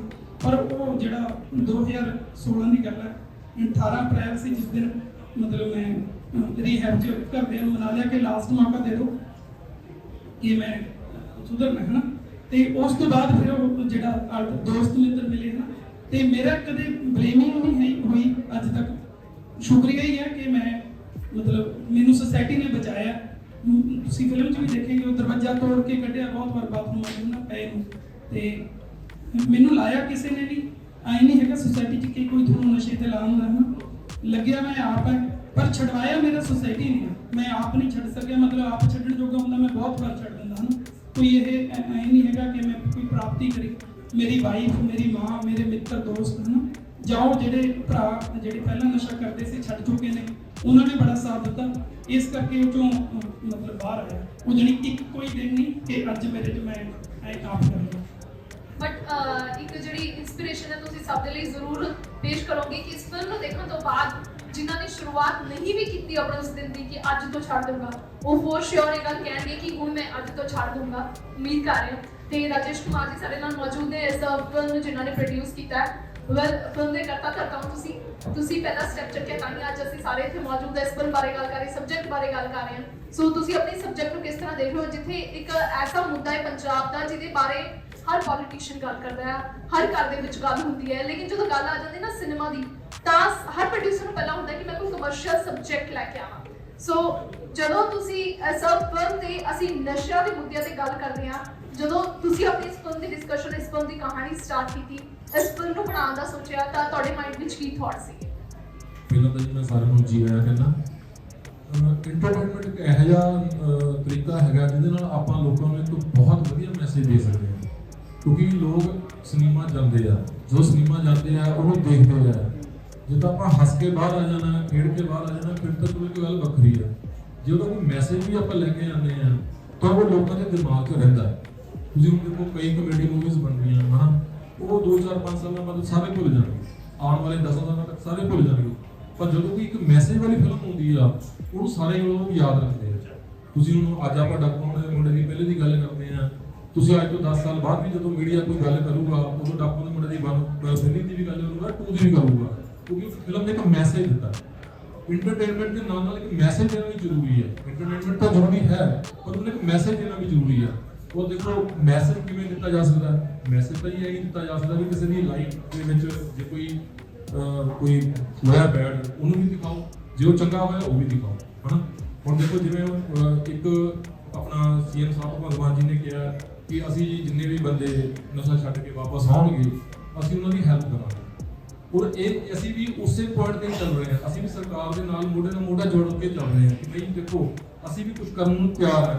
ਸਾਡਾ ਚਾਹੇ ਯੋਗਦਾਨ 2% ਹੋਵੇ, 5% ਹੋਵੇ, ਅਸੀਂ ਵੀ ਤਿਆਰ ਹਾਂ। ਅਸੀਂ ਇੱਕ ਇੰਟਰਟੇਨਮੈਂਟ ਦੇ ਤਰੀਕੇ ਨਾਲ ਅਸੀਂ ਲੋਕਾਂ ਨੂੰ ਇੱਕ ਮੈਸੇਜ ਦੇਣਾ ਚਾਹੁੰਦੇ ਹਾਂ ਕਿ ਕਿਸੇ ਤਰ੍ਹਾਂ ਵੀ ਤੁਸੀਂ ਇਸ ਗੰਦ ਤੋਂ ਬਾਹਰ ਆਓ, ਤਾਂ ਕਿ ਇਹ ਕਦੀ ਵੀ ਇਹ ਮੁੱਦਾ ਨਾ ਬਣੇ, ਰਾਜਨੀਤਿਕ ਮੁੱਦਾ ਨਾ ਬਣੇ। ਲੋਕਾਂ ਨੂੰ ਵੋਟਾਂ ਦੇ ਵਿੱਚ ਇਹ ਨਾ ਸੁਣਨਾ ਪਵੇ ਕਿ ਸਾਡਾ ਪੰਜਾਬ ਵਿਛੋੜੀ ਹੈ, ਅਸੀਂ ਇਹਨੂੰ ਮੁਕਾ ਦਿਆਂਗੇ। ਕੋਈ ਸੋਹਣਾ ਚੱਕ ਕੇ ਕਹੇ ਜੀ ਮੈਂ ਇਹਨੂੰ ਮੁਕਾ ਦੂੰਗਾ, 40 ਦਿਨਾਂ 'ਚ ਮੁਕਾ ਦੂੰਗਾ, 15 ਦਿਨ 'ਚ ਮੁਕਾ ਦੂੰਗਾ, ਉਹ ਮੌਕਾ ਆਪਾਂ ਨਾ ਦਈਏ।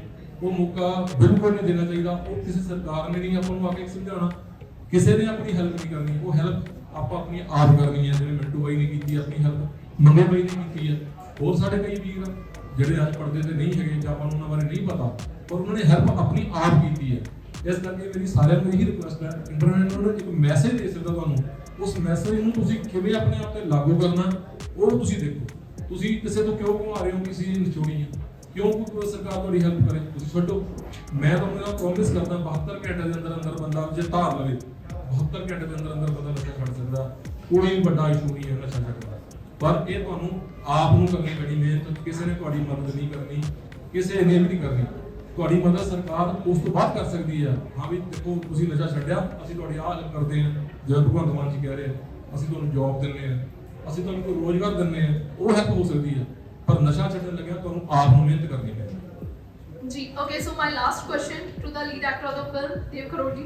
अच्छा मैं इस दे नाल एक छोटा जिहा किस्सा शेयर करना चाहूँगी। ਜਦੋਂ मैं ਕਾਲਜ 'ਚ ਸੀ ਉਦੋਂ ਤੁਹਾਡੀ ਫਰਸਟ ਫਿਲਮ ਰਿਲੀਜ਼ ਹੋਈ ਸੀ ਤੇ ਪਲਾਨ ਬਣ ਰਿਹਾ ਸੀ ਫਿਲਮ ਦੇਖਣ ਦਾ। ਮੁੰਡੇ ਸਾਰੇ ਕਹਿੰਦੇ ਫਿਲਮ ਦੇਖਣ ਜਾਣਗੇ ਡਾਕੂਆਂ ਦਾ ਮੁੰਡਾ, ਕੁੜੀਆਂ ਸਾਰੀਆਂ ਕਹਿੰਦੀ ਇਹ ਕਿੱਦਾਂ ਦਾ ਟਾਈਟਲ ਹੈ ਡਾਕੂਆਂ ਦਾ ਮੁੰਡਾ, ਮਤਲਬ ਇਹ ਜਾਣ ਬੁੱਝ ਕੇ ਪ੍ਰਮੋਟ ਕਰ ਰਹੀ ਇੱਕ ਡਾਕੂਆਂ ਦੇ ਮੁੰਡੇ ਨੂੰ। ਸੋ ਕੁੜੀਆਂ ਨੇ ਸਾਰੀਆਂ ਨੇ ਪਲਾਨ ਗਿਵ ਅਪ ਕਰਤਾ, ਮੁੰਡੇ ਸਾਰੇ ਦੇਖਣ ਚਲੇ ਗਏ। ਸੋ ਇੱਕ ਐਕਟਰ ਦੇ ਨਾ ਠੱਪਾ ਲੱਗ ਜਾਂਦਾ ਕਿਸੇ ਇੱਕ ਫਿਲਮ ਦਾ ਕਿਸੇ ਕੈਰੈਕਟਰ ਦਾ कि इसने इस तरह का कैरेक्टर प्ले किया या इसने इस तरह का कैरेक्टर निभाया, लेकिन वो जो एट एंड फिल्म जो कोई मैसेज लेके आती है, जो ਉਹਦੇ ਵਿੱਚ ਕੋਈ ਚੰਗਾ ਇਨਪੁਟ ਦਿਖਦਾ ਨਾ, ਫਿਰ ਬੰਦੇ ਜਾ ਕੇ ਉਸੇ ਐਕਟਰ ਦਾ ਸ਼ੁਕਰੀਆ ਅਦਾ ਵੀ ਕਰਦੇ ਆ ਕਿ ਥੈਂਕ ਗॉड ਕਿ ਤੁਹਾਡੇ ਕਰਕੇ ਅਸੀਂ ਇਸ ਤਰ੍ਹਾਂ ਇਸ ਨੂੰ ਕੰਟੀਨਿਊ। ਹੁਣ ਡਾਕੂ ਦਾ ਮੁੰਡਾ 2 ਰਿਲੀਜ਼ ਹੋ ਰਹੀ ਹੈ, ਅਸੀਂ ਆਲਰੇਡੀ ਬਾਰ-ਬਾਰ ਦੱਸ ਰਹੇ ਹਾਂ ਕਿ ਇਹ ਫਿਲਮ ਨਸ਼ਿਆਂ ਨੂੰ ਪ੍ਰਮੋਟ ਨਹੀਂ ਕਰਦੀ ਹੈ, ਇਹ ਉਹਨਾਂ ਲੋਕਾਂ ਤੱਕ ਮੈਸੇਜ ਪਹੁੰਚਾਉਣਾ ਚਾਹਦੀ ਜੋ ਨਸ਼ੇ ਛੱਡਣਾ ਚਾਹੁੰਦੇ ਨੇ।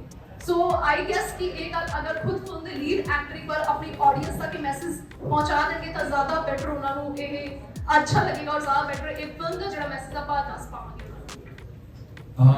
मेरे ख्याल दे विच ना जो मेरी सोच है, मैनूं लगदा कि मिंटो बाई जी की किताब डाकुआं दा मुंडा ते शराब दी तार जिन्ने भी यूनिवर्सिटीज़ हैगियां ने, जिन्ने भी कॉलेजेस दी लाइब्रेरीज़ हैगियां ने या स्कूलों दी, उन्हां दे विच रख देनी चाहिदी है। साडी मैनूं लगदा इहो जिहियां चीज़ां साडी जिहड़ी बेसिक स्टडी है ਉਹਦੇ ਵਿੱਚ ਸਾਨੂੰ ਇਹ ਸ਼ਾਮਿਲ ਕਰ ਦੇਣੀਆਂ ਚਾਹੀਦੀਆਂ ਨੇ ਤਾਂ ਕਿ ਇਹਨਾਂ ਨੂੰ ਪੜ੍ਹ ਕੇ ਬੱਚੇ ਪਹਿਲਾਂ ਹੀ ਇਸ ਚੀਜ਼ ਤੋਂ ਅਵੇਅਰ ਹੋ ਜਾਣ ਕਿ ਜੇ ਅਸੀਂ ਨਸ਼ੇ ਦੀ ਦਲਦਲ 'ਚ ਫਸਾਂਗੇ ਤਾਂ ਉਹਦੇ ਅੰਜਾਮ ਕੀ ਨਿਕਲਣਗੇ। ਜੇ ਕੋਈ ਫਸਿਆ ਹੋਇਆ ਜਾਂ ਉਸ ਦੁਨੀਆ 'ਚ ਜਾ ਚੁੱਕਾ ਤਾਂ ਇਹ ਕਿਤਾਬਾਂ ਘੱਟੋ ਘੱਟ ਮੋਟੀਵੇਟ ਕਰਨੀਆਂ ਉਸ ਇਨਸਾਨ ਨੂੰ ਵਾਪਸ ਆਉਣ ਲਈ। ਮੈਨੂੰ ਲੱਗਦਾ ਕਿ ਸਾਡਾ ਜੇ ਅਸੀਂ ਗੱਲ ਕਰੀਏ ਤਾਂ ਮੈਂ ਡੇਲੀ ਟਰੈਵਲ ਕਰਦਾ, ਮੈਂ ਖੁਦ ਡਰਾਈਵ ਕਰਦਾ, ਤਾਂ ਮੈਨੂੰ ਲੱਗਦਾ ਕਿ ਸਾਡੇ ਨਾਲ ਲੋਕਾਂ ਨੂੰ ਅਵੇਅਰਨੈਸ ਦੀ ਬਹੁਤ ਕਮੀ ਹੈ। ਜਾਂ ट्रैफिक रूल्स की गल कर लेना, कितने लोग मरते हैं तुहानूं पता, उन्हें बीमारियां नाल नहीं मरते, और जवान कमाऊ बंदे जिहड़े कमाउण लई घरों बाहर निकलदे आ वो मरदे आ, बच्चे मरदे आ, परिवार के परिवार खत्म हो जाते हैं रोड के उत्ते। वो भी मैनूं लगदा कि सानूं किते ना किते बेसिक साडी स्टडी दे विच चीज़ां शामिल कर देणियां चाहिए ने ट्रैफिक रूल्स भी। सो इदां ही ये किताबां ते मैं इस करके कहूँगा कि जिहड़े बंदे अज नशे की दुनिया दे विच गर्क हो चुके हैं, या मैं अपनी गल करा एज एन एक्टर, जे मैं सामने मैनूं कुछ समझाउंदा सीगा कि यार तू डायलॉग सही नहीं बोल रहा या तेरी वॉक सही नहीं हैगी, तो जिन्हां तो मैं थिएटर सीखिया जदों मैनूं सामने करके दिखाउंदे सी तो मैं बहुत जल्दी उस चीज़ नूं फड़ लैंदा सी। सो इसे तरह जिहड़े असीं किरदार प्ले कीते ने सारिਆਂ ने जदों जिंदगियां चलदियां होईयां सामने पर्दे ते दिखाई देणगीਆਂ, मैनूं लगदा कि जिहड़ा कोई नशेड़ी बंदा उस दुनिया दे विच अज विचर रहा है जां नशे दी दलदल च फसा, उहनूं लगूगा कि यार ये मेरी लाइफ है, मैं आज सेम इसे दलदल च फसा है, मेरे करके मेरी फैमिली सफर कर रही है, मेरा बच्चा सफर कर रहा है, पूरा परिवार, मैं नरक की जिंदगी जी रहा और मैं नाल दूजे की जिंदगी भी नरक बनाता। सो मैनूं लगदा एक बार सोचूंगा जरूर नशा क्विट करने बारे ते अपने बच्चों को इस करके दिखानी चाहिए सारिਆਂ ਨੂੰ कि नशे की दुनिया में जाण तो पहला तौबा कर लैण कि एक नशेड़ी का की हशर हुंदा, इहदे अंजाम की निकलदे ने। सो इस करके मैं कहना कि सारिਆਂ ਨੂੰ ये फिल्म जरूर देखनी चाहिए। और दूजी गल ਇਹ ਹੈ ਕਿ ਅਸੀਂ ਕੋਈ ਬੋਝਲ ਫਿਲਮ ਨਹੀਂ ਬਣਾਤੀ ਕਿ ਬਹੁਤ ਹੈਵੀ ਕਰਤੀ ਹੋਵੇ ਫਿਲਮ ਕਿ ਲੋਕਾਂ ਨੂੰ ਲੱਗੇ ਯਾਰ ਨਸ਼ੇ ਦੀ, ਪੂਰੀ ਇੰਟਰਟੇਨਮੈਂਟ ਫਿਲਮ ਹੈ, ਕਿਉਂਕਿ ਸਿਨੇਮੇ ਦਾ ਪਹਿਲਾ ਜਿਹੜਾ ਇੱਕ ਮੋਟਿਵ ਹੈਗਾ ਇੰਟਰਟੇਨਮੈਂਟ। ਉਹ ਚੀਜ਼ ਅਸੀਂ ਕਦੇ ਕਿਸੇ ਫਿਲਮ 'ਚ ਨਹੀਂ ਛੱਡੀ। ਬੇਸ਼ੱਕ ਮੈਂ ਆਟੋਬਾਇਓਗ੍ਰਾਫੀਜ਼ ਕੀਤੀਆਂ 3-4 ਲਗਾਤਾਰ, ਇਹ ਹੁੰਦਾ ਕਿ ਯਾਰ ਇਹ ਫਿਲਮ ਹਸਾਉਂਦੀ ਹੈ ਲੋਕਾਂ ਨੂੰ, ਹਸਾਉਣਾ ਬਹੁਤ ਜ਼ਰੂਰੀ ਹੈ ਲੋਕਾਂ ਨੂੰ, ਰਵਾਉਣ ਦੇ ਨਾਲ ਲੋਕਾਂ ਦਾ ਇੰਟਰਟੇਨਮੈਂਟ ਹੋਣਾ ਬਹੁਤ ਜ਼ਰੂਰੀ ਹੈ। ਸਾਡੇ ਬਹੁਤ ਸਾਰੇ ਮੇਕਰ ਕੀ ਕਰਦੇ ਆ, ਸਿਨੇਮਾ ਬਹੁਤ ਵਧੀਆ ਚੱਕਦੇ ਆ ਬਟ ਉਹ ਇੰਨਾ ਹੈਵੀ ਕਰ ਦਿੰਦੇ ਆ ਕਿਉਂਕਿ ਲੋਕਾਂ 'ਚ ਪਹਿਲਾਂ ਹੀ ਸਟ੍ਰੈਸ ਬਹੁਤ ਹੈ, ਉਹ ਇੰਨਾ ਹੈਵੀ ਕਰ ਦਿੰਦੇ ਬੰਦਾ ਫੇਰ ਕਹਿੰਦਾ ਯਾਰ ਤੁਹਾਡੀ ਫਿਲਮ ਚੰਗੀ ਸੀ ਬਟ ਯਾਰ ਭਾਰੀ ਕਰਤਾ ਮੇਰਾ ਦਿਮਾਗ। ਰਾਜਕੁਮਾਰ ਹਰਾਨੀ ਦਾ ਸਿਨੇਮਾ ਦੇਖਦੇ ਮੈਂ ਉਹ ਤੋਂ ਬਹੁਤ ਇੰਸਪਾਇਰਡ ਹਾਂ। ਆਮਿਰ ਖਾਨ ਦਾ ਸਿਨੇਮਾ ਤੁਸੀਂ ਦੇਖੋ, ਅਸੀਂ 3 ਇਡੀਅਟਸ ਦੀ ਗੱਲ ਕਰੀਏ, ਹੱਸਦੇ ਮੈਸੇਜ ਲੈ ਕੇ ਜਾਂਦੇ ਆ, ਪੀਕੇ ਦੀ ਗੱਲ ਕਰੀਏ ਜਾਂ ਮੁੰਨਾ ਬਾਈ ਦੀ ਗੱਲ ਕਰੀਏ, ਸਾਨੂੰ ਇੱਕ ਮੈਸੇਜ ਵੀ ਮਿਲਦਾ ਔਰ ਇੰਟਰਟੇਨਮੈਂਟ ਵੀ ਮਿਲਦਾ। ਸੋ ਇਦਾਂ ਦਾ ਸਿਨੇਮੇ ਦੀ ਅਸੀਂ ਸ਼ੁਰੂਆਤ ਕੀਤੀ ਹੈ। ਸੋ ਫਿਊਚਰ ਦੇ ਵਿੱਚ ਵੀ ਅਸੀਂ ਇਦਾਂ ਦੀਆਂ ਫਿਲਮਾਂ ਜ਼ਰੂਰ ਲੈ ਕੇ ਆਉਂਦੇ ਰਹਾਂਗੇ ਕਿਉਂਕਿ ਮੈਂ ਖੁਦ ਥੀਏਟਰ ਤੋਂ ਹਾਂ ਔਰ ਥੀਏਟਰ ਦੇ ਵਿੱਚ ਅਸੀਂ ਜਿੰਨੇ ਵੀ ਪਲੇ ਕਰਦੇ ਸੀ 22 ਥੀਏਟਰ ਤੋਂ, ਉਹਦੇ ਵਿੱਚ ਸਾਡਾ ਇੱਕ ਮੋਟਿਵ ਹੁੰਦਾ ਸੀ ਕਿ ਯਾਰ ਜੇ ਅਸੀਂ ਲੋਕਾਂ ਦਾ ਥੀਏਟਰ ਦੇ ਜ਼ਰੀਏ ਇੰਟਰਟੇਨਮੈਂਟ ਕਰ ਰਹੇ ਤਾਂ ਉਹਦੇ ਜ਼ਰੀਏ ਇੱਕ ਮੈਸੇਜ ਵੀ ਹੋਣਾ ਚਾਹੀਦਾ ਹੈ ਨਾ ਵਿੱਚ, ਤਾਂ ਉਹ ਚੀਜ਼ ਜਿਹੜੀ ਸਾਡੇ ਸੁਭਾਅ 'ਚ ਸ਼ੁਮਾਰ ਹੋ ਚੁੱਕੀ ਹੈ। ਸੋ ਮੈਨੂੰ ਤਾਂ ਇਹ ਲੱਗਦਾ ਕਿ ਮੇਰੀ ਹਰ ਫਿਲਮ ਦੇ ਵਿੱਚ ਇੰਟਰਟੇਨਮੈਂਟ ਦੇ ਯਾਰ ਕੋਈ ਮੈਸੇਜ ਹੈਗਾ, ਮੈਸੇਜ ਜ਼ਰੂਰ ਪਾਓ ਯਾਰ ਕੋਈ ਨਾ ਕੋਈ, ਮੈਂ ਖੁਦ ਕਹਿਣਾ। ਸੋ ਸਾਰੀਆਂ ਫਿਲਮਾਂ ਭਾਵੇਂ ਡੀਐਸਪੀ ਦੇਖ ਲਓ, ਬਲੈਕੀਆ ਦੇਖ ਲਓ, ਗਾਂਧੀ ਦੇਖ ਲਓ, ਡਾਕੂਆਂ ਦਾ ਮੁੰਡਾ ਦੇਖ ਲਓ, ਸਾਰੀਆਂ ਕੋਈ ਨਾ ਕੋਈ ਮੈਸੇਜ ਅਸੀਂ ਜ਼ਰੂਰ ਦਿੱਤਾ ਬਟ ਦਿੱਤਾ ਇੰਟਰਟੇਨਮੈਂਟ ਦੇ ਜ਼ਰੀਏ। Thank you. That's great. So, film guarantee ਦਿੰਦੀ ਹੈ ਕਿ ਐਂਟਰਟੇਨਮੈਂਟ ਵੀ ਦੇਗੀ ਤੇ ਇੱਕ ਚੰਗਾ ਮੈਸੇਜ ਸਪੋਰਟ ਸ਼ੋ ਫਿਲਮ ਦੇ ਵਿੱਚ ਹੈ ਹੀ and we are opening for the media questions ਆਓ ਅਗਰ ਕਿਸੇ ਦਾ ਕੋਈ ਸਵਾਲ ਹੈ ਤਾਂ ਪਲੀਜ਼ ਸਾਡੀ ਸਟਾਰ ਕਾਸਟ ਤੋਂ ਪੁੱਛ ਸਕਦੇ ਹੋ ਤੁਸੀਂ ਐਨੀਬਾਡੀ ਓਕੇ ਯੂ ਹੈਵ ਹਾਂਜੀ ਹਾਂਜੀ ਤੁਸੀਂ ਮਾਈਕ ਲੈ ਲਓ ਜ਼ਿਆਦਾ ਵਧੀਆ ਵੀ ਮਾਈਕ ਸਾਹਮਣੇ ਦੇਖੋ ਕਿਹੜਾ ਚੱਲਦਾ ਇਹ ਚੈਨਲ ਵਾਲੇ ਹਾਂਜੀ ਪਲੀਜ਼ ਦਿਮਾਗ ਹਿੱਲਿਆ ਦੁਨੀਆ ਹਿਲਾਉਣੀ ਹੈ ਤੇ ਇਹਦਾ ਕੀ ਮਤਲਬ ਹੈ? ਇਹਦਾ ਮਤਲਬ ਹੈ ਜੀ ਇਹ ਬੰਦੇ ਦਾ ਖੁਦ ਦਾ ਦਿਮਾਗ ਹਿੱਲਿਆ ਦੁਨੀਆ ਨਾਲ ਚੱਲਿਆ ਸੀਗਾ ਇਹ ਬਟ ਇਹਦੀ ਦੁਨੀਆ ਹਿੱਲ ਗਈ ਸੋ ਇਹਦੀ ਇਹਨੇ ਖੁਦ ਦਿਮਾਗ ਹਿੱਲਣ ਕਰਕੇ ਸੋ ਜਿਹੜੇ ਰਾਹ ਤੇ ਉਹ ਚੱਲ ਰਿਹਾ ਕੋਈ ਦਿਮਾਗ ਹਿੱਲਿਆ ਬੰਦਾ ਨਹੀਂ ਕਰ ਸਕਦਾ ਠੀਕ ਹੈ ਹੱਥ 'ਚ ਕਰਨਾ ਅੱਖਾਂ ਚੜੀਆਂ ਨੇ ਨਸ਼ਾ ਲੱਗ ਰਿਹਾ ਥੋੜੀ ਹਾਲਤ ਬੱਤੋ ਬੱਤਰ ਹੋਈ ਪਈ ਹੈ ਦੂਸਰ 'ਚ ਸੋ ਇਹਦਾ ਮੋਟਿਵ ਇਹ ਹੈ ਕਿ ਦਿਮਾਗ ਹਿੱਲਿਆ ਦੁਨੀਆ ਨਾਲ ਹੀ ਬਾਕੀ ਹੈ ਬਟ ਜਿਹੜਾ ਬੰਦਾ ਗਲਤ ਰਾਹ ਤੇ ਚੱਲਦਾ ਤਾਂ ਉਹਦੀ ਆਪਣੀ ਦੁਨੀਆ ਹਿੱਲਦੀ ਹੈ ਇਹ Okay, so that's it. I guess we should go for the one-on-one round. Okay, thank you so much, everybody. And films time में release हो रही है, जरूर देखने जाओ.